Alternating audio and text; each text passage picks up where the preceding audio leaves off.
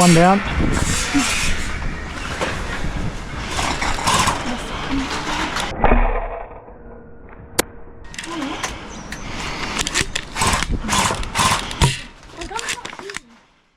What's up, Nerfers? What if I told you there's now a fully metal Sabre M20? And what if I also told you that it costs less than the original? Say hello to the brand new Sabre Apex Prime. This blaster replaces the M20 in Sabre's blaster lineup, with the Genesis and Ultima remaining fully CNC high-end premium alternatives.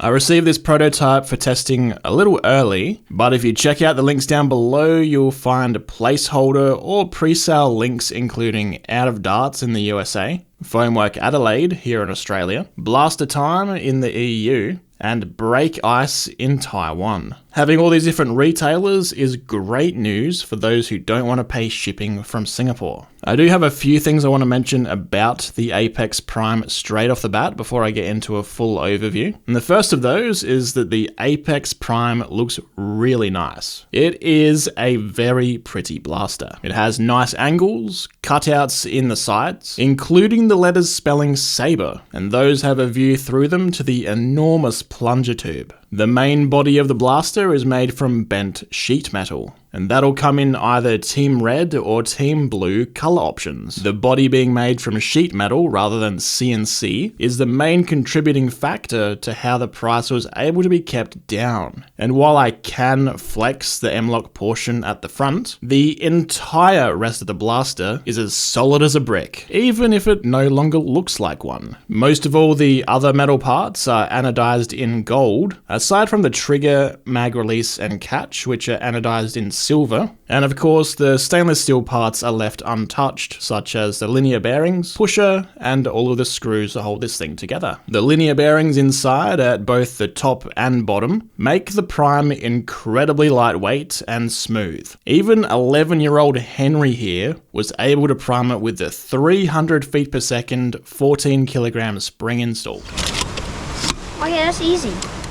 Unlike other Nerf springers, there is no side-to-side give at all with the pump grip. The Sabre blasters are all in a category of their own when it comes to how smooth the Prime is. Another reason Sabre were able to keep the price down is that this is going to come disassembled in kit form. It'll include paper instructions like a piece of IKEA furniture, Conrad's words, not mine, and Sabre will also have a video assembly guide on their YouTube channel if you're more of a visual person. The second thing I want to mention is that despite it being completely made of metal, a lot of that is aluminium, so the total weight is only 2.6 kilograms, around the weight of two worker seagulls, and pretty much the same as the current Delrin Sabre M20. The center of gravity falls midway along the blaster at the Magwell, making it perfectly balanced, as all blasters should be. I found that I was able to keep it aimed up effortlessly for long periods of time throughout the gameplay. To begin my overview, I'll start at the front of the blaster. The Apex Prime comes with a new gold anodized string rifling attachment from Sabre, which you should know one of these is called a scar barrel.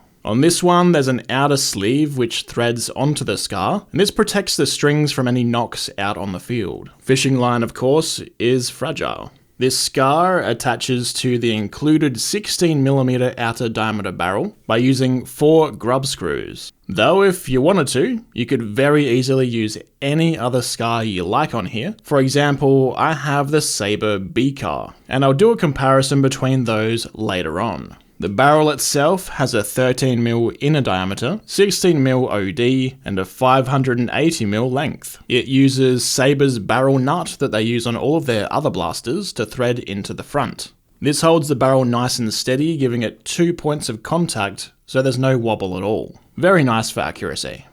The barrel nut attaches to the barrel with grub screws, so you could very easily switch it between other barrels if you wanted to use other brands. Sabre blasters are compatible with all 13mm ID, 16mm OD barrels, and that's because the pusher seals into the barrel itself rather than the flared portion at the entrance like worker blasters do. I'd still personally add a flare though, just to make feeding a little smoother. And here's a shorter barrel I made for mine to see how low we can get the velocity down to while still having enough poking out to attach the scar. Making this one was pretty simple. I just cut a longer saber barrel pretty much straight in half. So now it's down from 580mm to 300. I could have just as easily added the saber barrel nut to a worker seagull or harrier barrel instead though. Now as I come to the side of the blaster, you might have noticed already that there's two different ways to prime it. Firstly, of course, you can use a vertical grip at the bottom. It's completely up to the seller what grip the blaster comes with, or whether you pick one out separately, but there's Picatinny rail underneath, so you could easily choose one for yourself that tickles your fancy. Then there's the side prime, which is held on with a very large bolt. And this can be swapped from one side of the blaster to the other. It has 3 bearings that sit between it and the priming block itself, helping ensure a smooth pullback with no resistance or rubbing. No matter which option you prefer, side prime or vertical grip, this blaster is incredibly smooth to prime thanks to top and bottom linear bearings. On both sides of the Apex Prime, there are M-LOK slots where you could mount attachments like a flashlight or smaller Picatinny rail segments for just where you need them. Also, if you're only using the side prime, you can entirely remove the lower pump grip feature to then add fixed in place pick rails on the bottom. And that's something you can't usually do on a Nerf Springer. By doing that, you can then attach a bipod for a +10 accuracy bonus and style points. Up top, there's 2 long Picatinny rails combined to span the entire length of the blaster. I think if you run out of space up here, you must be doing something very wrong.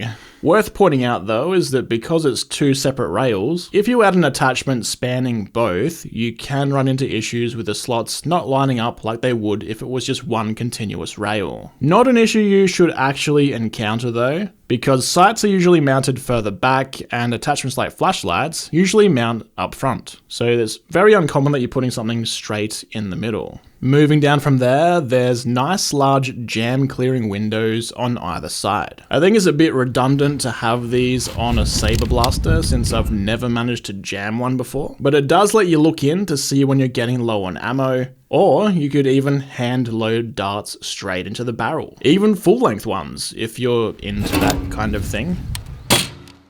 Apex Prime's Magwell accepts worker Talon mags, the standardized mag of the Nerf hobby. They can be a little tighter than you're used to get in due to the lips on Talons being wider than the rest of the mag, combined with the fact that sheet metal only allows for a flat edge of the mag entry. But once the Talon is inserted past the lips, it's not compressed by the shell, so it doesn't affect feeding or anything like that. It's only tight when you're first inserting the tip. Now, I suggested the idea to Conrad of having an optional add-on flared Magwell, and there are a lot of screw ports on the side of the Apex, so I wouldn't be surprised if we see those along with other add-ons in the near future.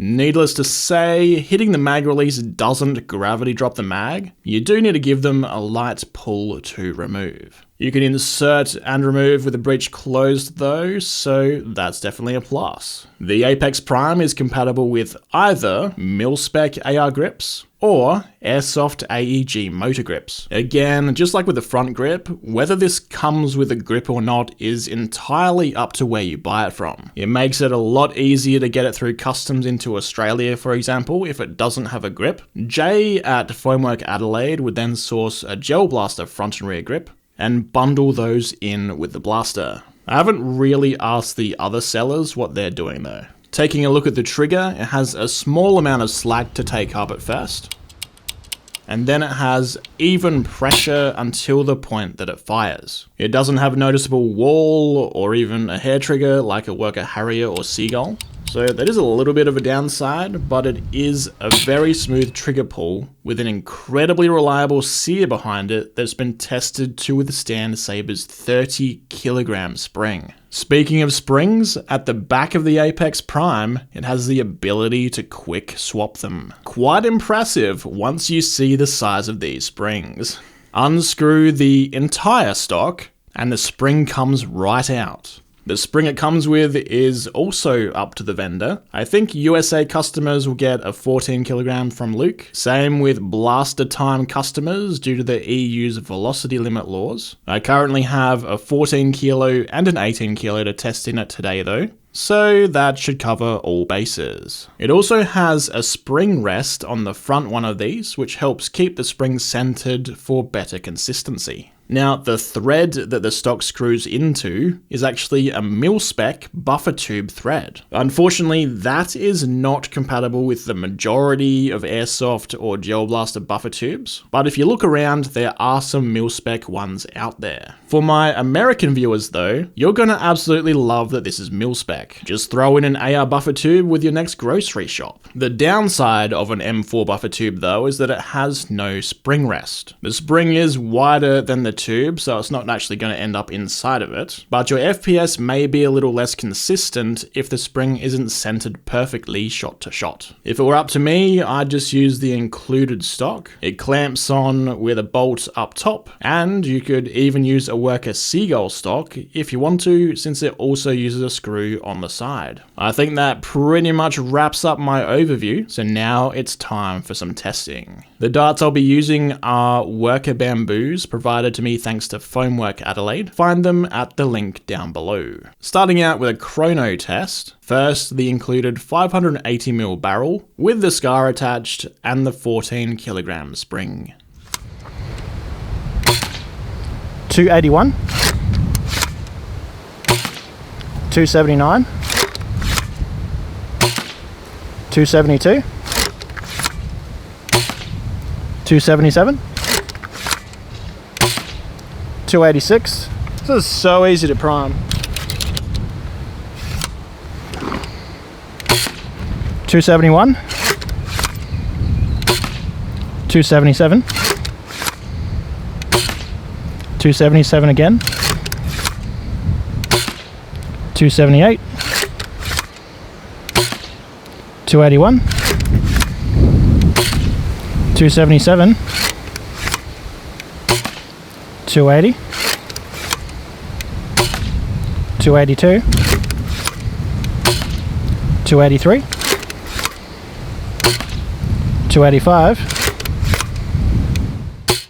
With the included barrel, included scar, and 14kg spring, it shot a high of 286, low of 271, average of 279, with an incredibly consistent standard deviation of 4.2. This is the setup I'd use if you have a 300 FPS velocity limit, and it's actually what I use for all of the gameplay, except with one addition. Because I have the Sabre B car, which is not included with the Apex Prime, that actually boosted my velocity up to closer to 300 feet per second due to it having less friction. Otherwise, I would have just used this with the scar. Now though, I'll test the same barrel config with Sabre's stronger 18 kilo spring.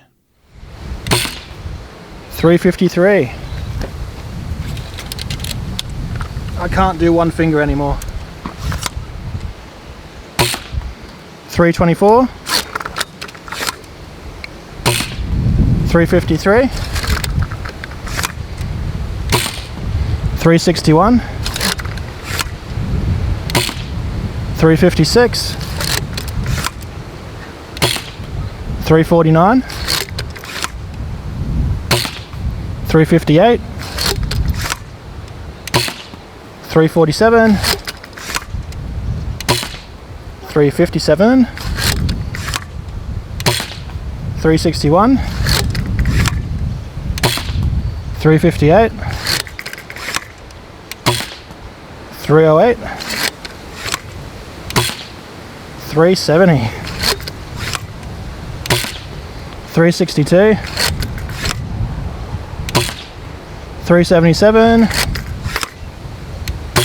With the included barrel, included scar, and 18 kilo spring, it shot a high of 377, low of 308, average of 352, with a significantly worse standard deviation of 17. When you get to these kind of velocities, bad darts can have a bigger impact on the results, and I suspect that's what happened here. This is the setup I'll be using for the accuracy test later on though, so you will get to see it again, but in practice. But now for the opposite end of performance. I'm going to be trying my cut down 300mm barrel to see how low I can get the velocity with the included springs. First up, the 14 kilo spring.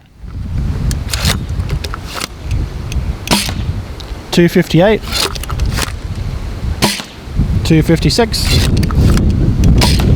247, 255, 262, 258, 256, 250,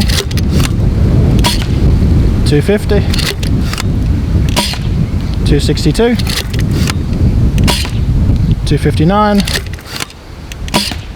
262, 253, 260, 266.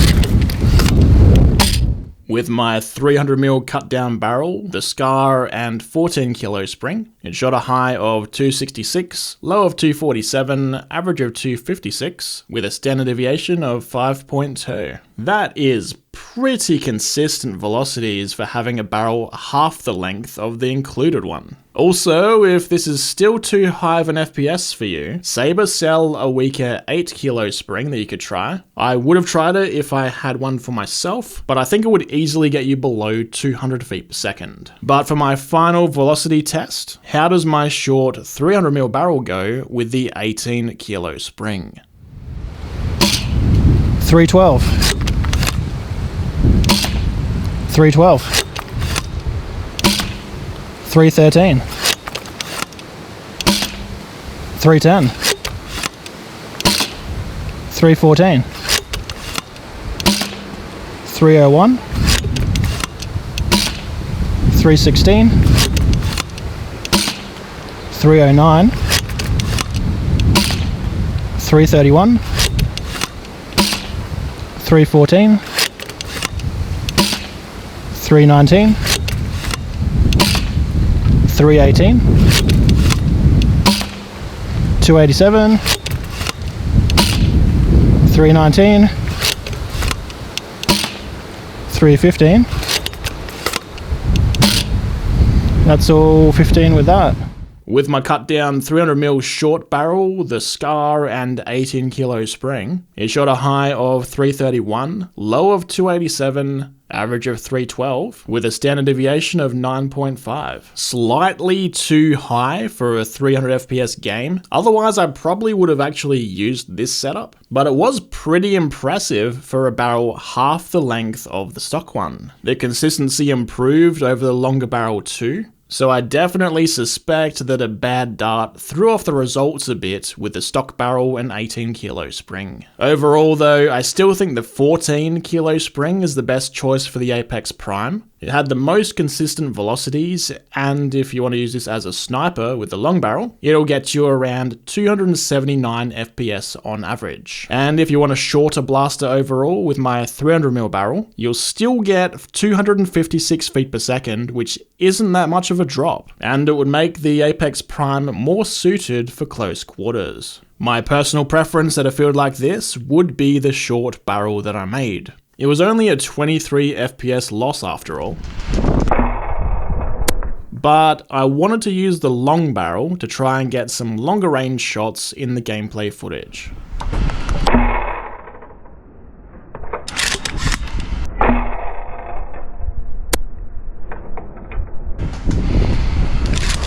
Now though, I think it's time for the accuracy test. And what ideal conditions it was for an accuracy test. You may have noticed my shots curving in the gameplay footage, and that's because we had 40km/h winds. Needless to say, I opted for the long barrel and the powerful 18 kilo spring, with the idea that the faster these darts are moving, the less time they'll be airborne for the wind to affect them, resulting in the best accuracy possible in the conditions. I will do some more testing on a calmer day in the near future though. First up, the included Scar, and then I'll swap to the optional B-Car. Hit.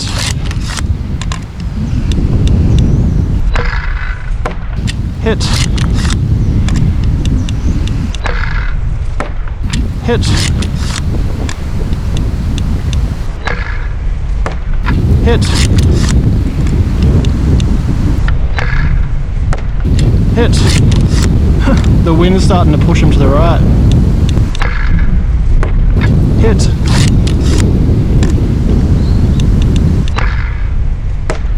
Hit.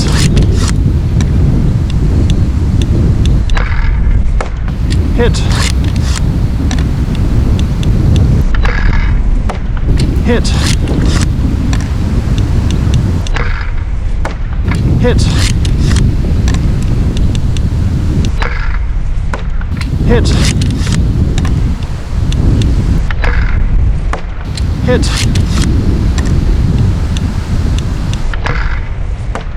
Hit. Hit. I think that was a win there. Hit.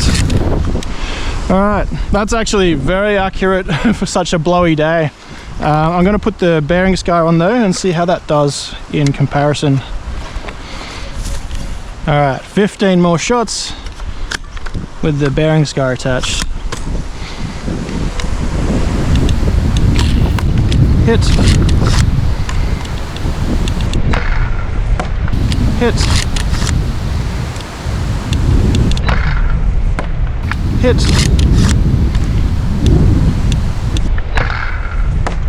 Hit.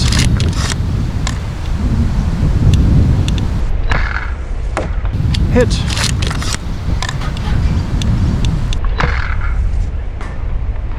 Just over the top.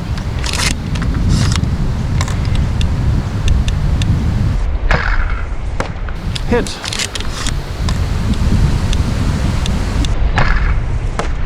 Hit.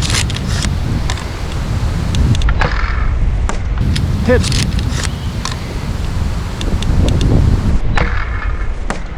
Hit.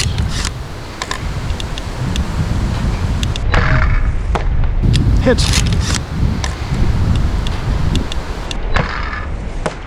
Hit.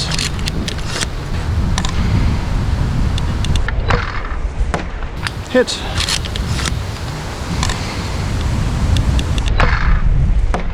Hit.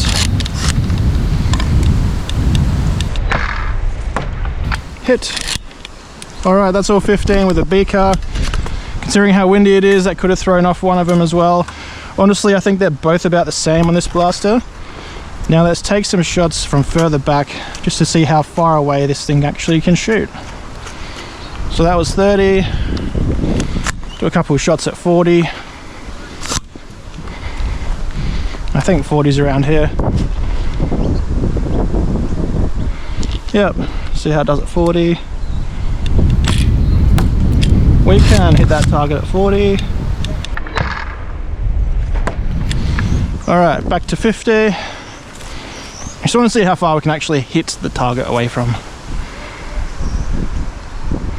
45. This is probably a 50 here. Yep. Not even sure where I'd have to aim with that wind. Bit low.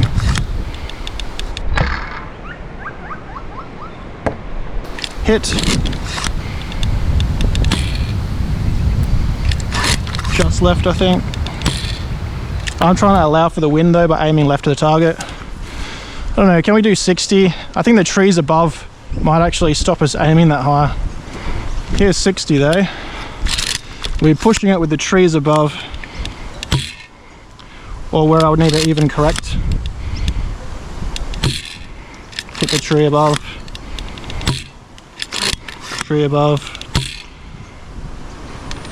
Yeah, I think they can easily do 60, just if you don't have trees in the way, because you do need to aim higher.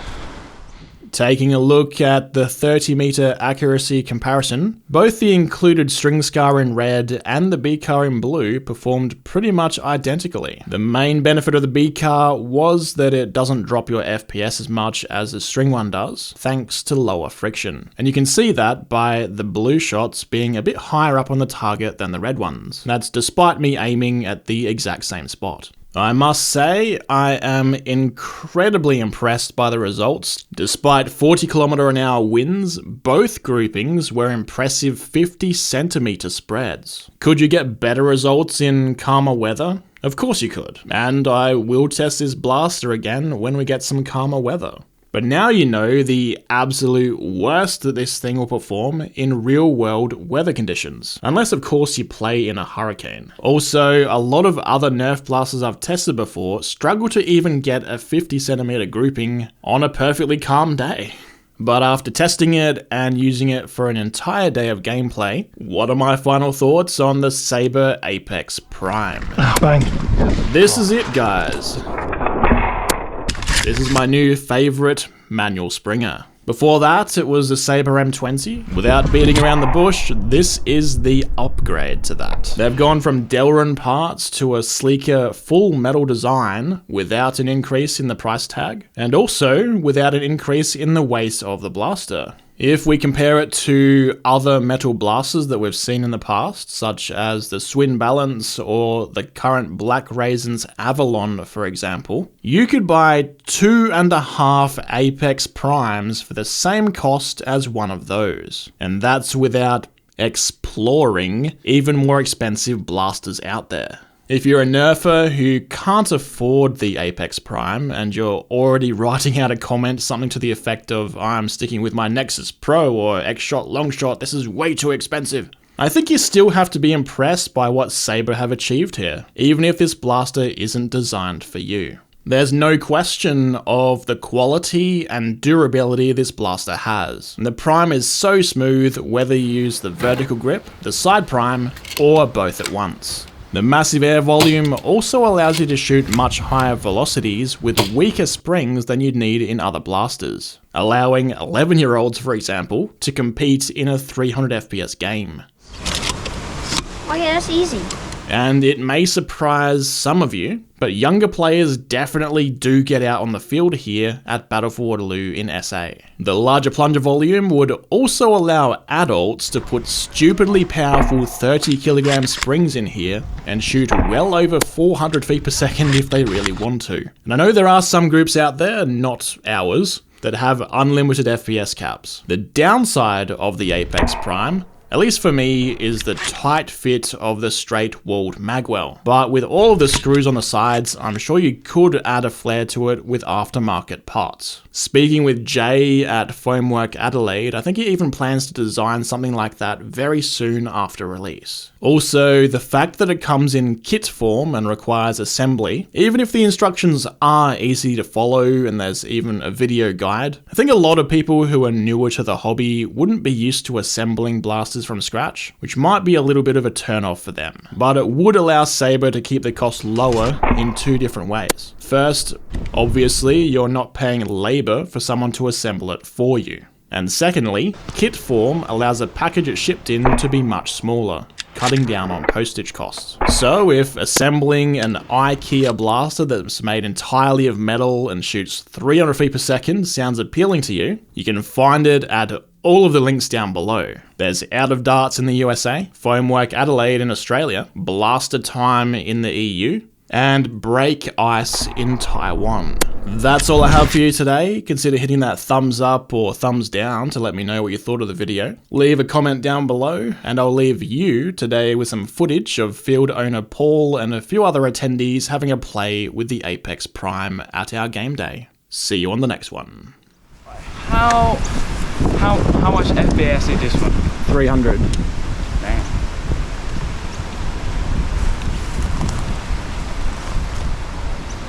It's hard to look.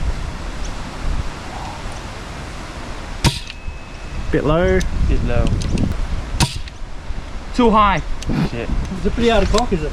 Huh? You find it hard to cock? No, it's kind of lighter than your Nerf one. And that's, mine shoots 200. Oh, this one's 300. And that one's 300. What's your Nerf one, Paul? Is that the Nexus Pro. Nexus Pro. Nexus Pro. So this is easier to prime than the Nexus Pro. It's shooting around 230. It's hard to look. It's hard without a sight. Yeah, true. yeah, to scope it in. Try Give Paul a go. yeah, give it a go. Paul. You hold his food for him. No, Oh, don't need this scope. Oh! Paul doesn't need a scope. No. Oh, God! It's bullseye. So let's agree. See you, I'm going home. Yeah, let's Bye. agree not to get one of those. Damn, that's OP.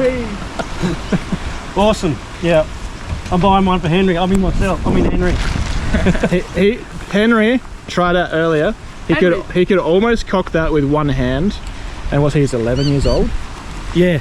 But he with two hands bracing the stock on his knee, he was able to cock it. And that's shooting 300 FPS. Yeah. Is that stock? As is. Yeah, that's how it comes. I just bought this and I want one now.